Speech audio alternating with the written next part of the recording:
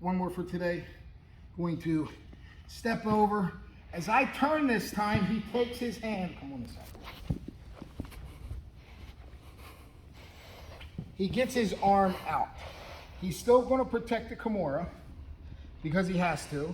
I'm going to do the same thing. I want to come through and I want to get the Kimura grip. His escape from here is one of two things. He either needs to break my hand by reaching up and pulling my hand off. Now he can start the escape, get his elbow free. Or he's going to put his right hand on my shin, and as I pull up, he's going to straighten his arm, spin, and get the elbow free. So I need to protect both of those. I can do that with one movement of my shin. So I have this here. All I'm going to do from here now, his arm is out. What I'm going to do from here is I'm going to take my shin and I'm going to put it right behind my wrist. Now he can't get to my hand, and he doesn't have the leverage to push on my on my shin if I start to pull his arm up. But he's got a really good grip. I can't get his arm out. I can't take it this way because my shin's in the way, my leg's in the way. So what I want to do is I want to windshield wiper my foot underneath his head. I'm not going to fall to my shoulder. I almost want to fall to the back of my shoulder straight out. As I do that, you saw me pull him up into the meaty part of my thighs. I know there's videos out there that show to finish this scissor choke down at the knees, down at the bony part. I prefer to be up in my thighs because what I'm going to do now is I'm going to straighten my legs, but now my top leg is behind my bottom leg. So I can continue straightening that and lifting Eric's chin. Once I see his hips come up, now I can squeeze and get the tap. So try for a sec.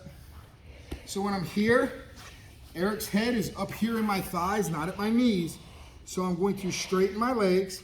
Now my top leg can go back behind my bottom leg about that far. So I just keep straightening, keep straightening, keep straightening. You see that space there? That's lifting his chin. Then I squeeze. So that's why it's very important to have my top leg behind. If I'm like this, I can't get my top leg back. I'm here, I straighten, I lift his chin. A lot of times I'll see the hips start rising. I know that's when I squeeze. I don't squeeze until I have his chin back and head straight up and squeeze. So, one more time. He's got the arm free. I have the Kimura in. He's either going to try to open my hands to escape, or he's going to post on my shin to escape. The way to take that away is I just drop my knee right to his chest, right at my wrist. If I can get my wrist behind my knee, that's great. Just being underneath of it, trying to take my hands off Eric. He can't post, so if I start coming up, if he straightens his arm as I come up, it's not going to work because he can't post and spin.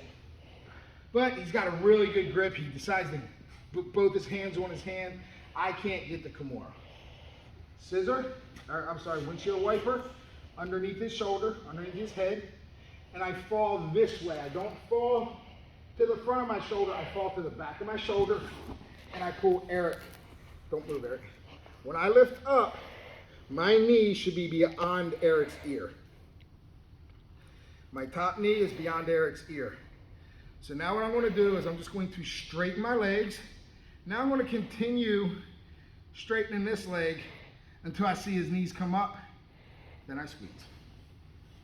It's that extra extension that gets me into the throat, into the carotids once I squeeze. It doesn't matter if he turns his head left, turns his head right. It doesn't matter. I'm going to continue straightening and squeeze the carotids.